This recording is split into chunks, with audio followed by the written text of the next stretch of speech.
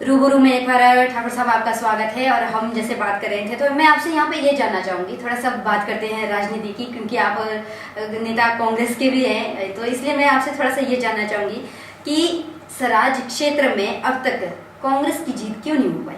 क्या वजह है कि कांग्रेस अब तक वहाँ पे जीती नहीं है? बार बीजेपी बात ऐसी है, कांग्रेस पार्टी की जो विचारधारा है वो सबसे ज्यादा सराज चुनाव क्षेत्र में।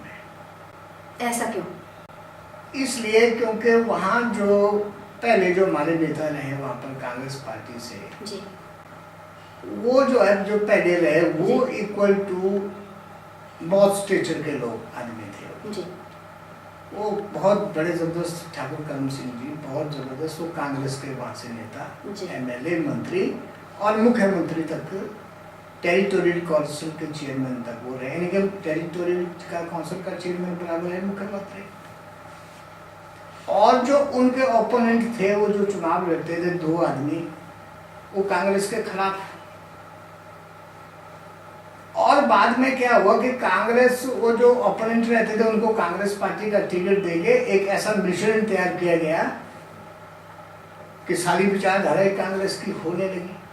यानी यहाँ पे अगर ये कहेंगे कि हम तो डूबेंगे ही डूबेंगे सनम, तो हम भी साथ में डूबेंगे। नहीं, वो लग वो बात लगे, लेकिन इसमें कांग्रेस पार्टी का जहाँ तक क्यों नहीं जीत रहा है जी, जी। इसमें राजनीतिक अस्थिरता, जैसे अभी आप होंगे जी, अभी आप नेता, अगली 5 साल बाद ये नेता, अगली 5 साल बाद ये नेता, आगे नहीं पता किसने नेता बनना है। हर 5 साल बाद, मैं 15-20 साल से देख रहा हूँ, हर 5 साल बाद नेता बदलता है। अब आपको, हमें पता ही नहीं है कि किसने कौन मेहनत करेगा। मेहनत वो आदमी करेगा जिसको चुनाव लड़ना है जी। आप तभी मेहनत करेंगे जब आपकी प्रमोशन होगी, जब आपको पता होगा कि आपने क्या काम करना, तो आपको तभी जाकर के ये तैयारी करेंगे। जब आपको पता ही नहीं कि मेरा सब्जेक्ट क्या है, क्या करना है जी। तो कांग्रेस पार्टी कई तरह सब्जेक्ट हिंदी का दे देती है और जो पेपर उर्दू में पास किए जाते हैं, यानी भूल जाती है कांग्रेस की हमने कहाँ पर क्या करना है। ये बात मैंने हाईकमान को भी बोली, राजा साहब को भी अच्छी तरीके से मुझे मालूम है। हाईकमान को कहा कि एक आदमी को वहाँ पर जो है, ये सारे हमारे भारतीय जनता पार्टी के एमएलए ये नाराजगी के बने हुए हैं, ये कोई लोगों की इच्छा के नहीं बने हुए कि लोगों ने इनको एक्सेप्ट किया है। फिर भी तीन बार देखिए सूखा पड़ा हुआ है कांग्रेस का। तो नहीं मैडम, बात ऐसी बात ये नहीं है कांग्रेस के बीच में। अभी हिंदुस्तान में, पूरे हिंदुस्तान में कांग्रेस पार्टी डाउनफॉल में आई, लेकिन सराज में जो है 1500 की लीड लोकसभा में आई। हिमाचल प्रदेश में मंडी जिला में हम सबसे ऊपर हैं। वो तो इसलिए आई ना कि वीरभद्र जी वो मुख्यमंत्री है, इसलिए आई ना। वीरभद्र सिंह वो इसलिए आई ना, बाकी तो ऐसे तो नहीं आई। वीरभद्र सिंह पूरे जीत तो वैसे भी रामस्वरूप जी की हुई। वीरभद्र सिंह जी है, वो पूरे हिमाचल प्रदेश में मुख्यमंत्री है। सराज पर उनका आशीर्वाद है, ये अलग बात है, पूरा आशीर्वाद सराज पे है। लेकिन मंडी जिला में देखिए आप, सारे डाउन गए चुनाव के, हमारा चुनाव हल्का 1500 क्यों गया प्लस में? कोई रीजन है?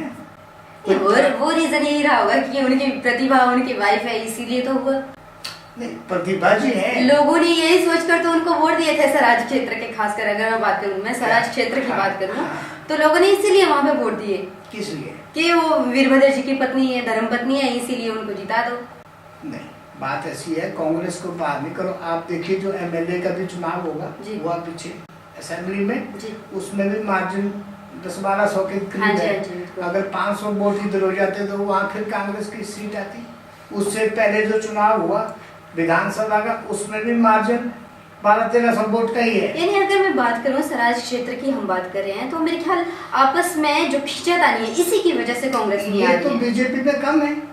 नहीं, सराज क्षेत्र में तो नहीं है। नहीं, सराज क्षेत्र में हम बात करें सराज के चुनाव, आपके एरिया की। सराज क्षेत्र में क्योंकि लोगों की पसंदीदा थोड़ी है कि ये बहुत बड़ा आदमी है जिसने बहुत बड़े काम किए हैं, जिसका कोई ये मामला नहीं है। ये नेगेटिविटी से आता है। जब आप कांग्रेस पार्टी वाला ठीक चयन टिकट का नहीं करेंगे, ठीक वो आदमी को नहीं लाएंगे, तब जाकर के ऐसी परिस्थिति। आपको वहाँ से टिकट क्यों नहीं मिलती?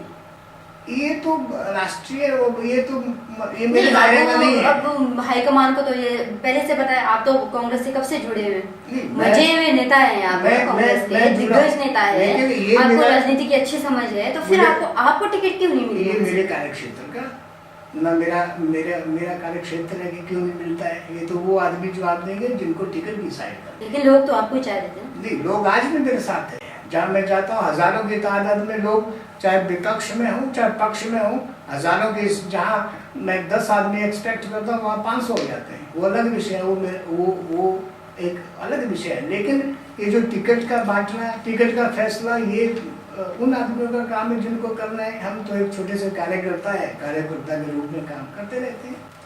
अगर हम बात करें वहाँ पे सराज क्षेत्र की बात करूँ मैं, वहाँ विकास कार्यों की, तो बीजेपी का कहना है आज तक जितने भी विकास कार्य हुए हमने किए हैं, ऐसे क्या सही है?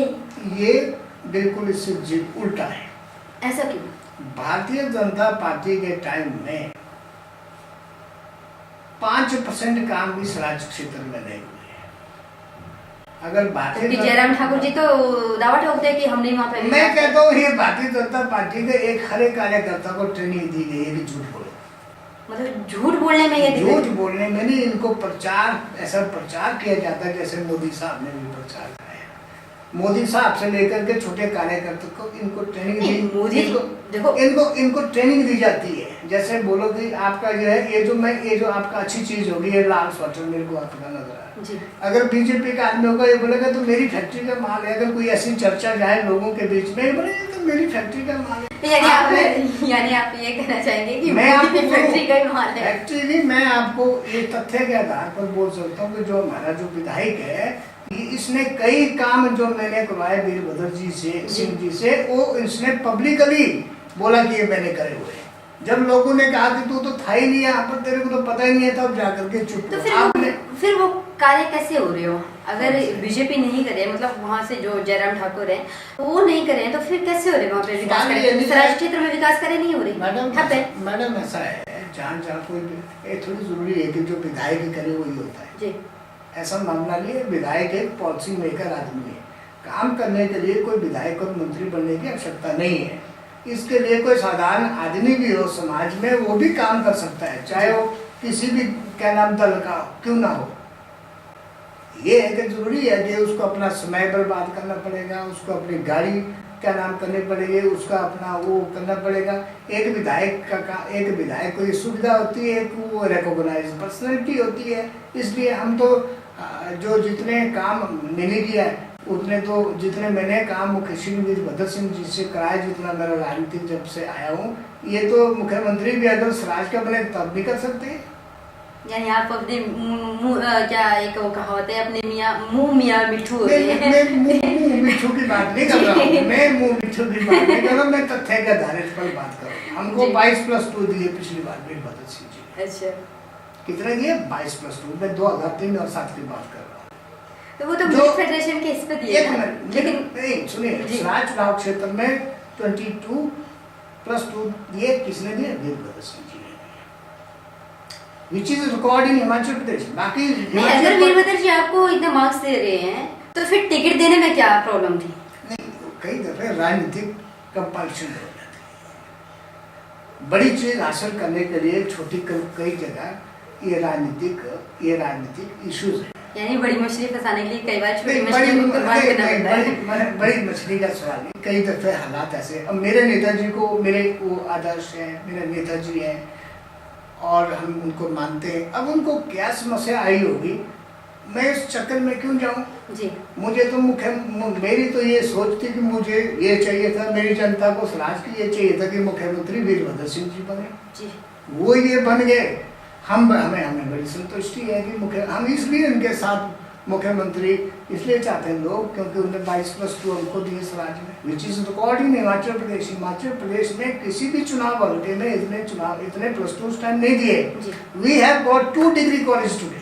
लेकिन यहाँ हम आपसे बात यहीं पे खत्म करने का समय हो चुका है। तो ये थे हमारे साथ रूबरू में हिमाचल प्रदेश मिल्क फेडरेशन के चेयरमैन ठाकुर चेतराम जी।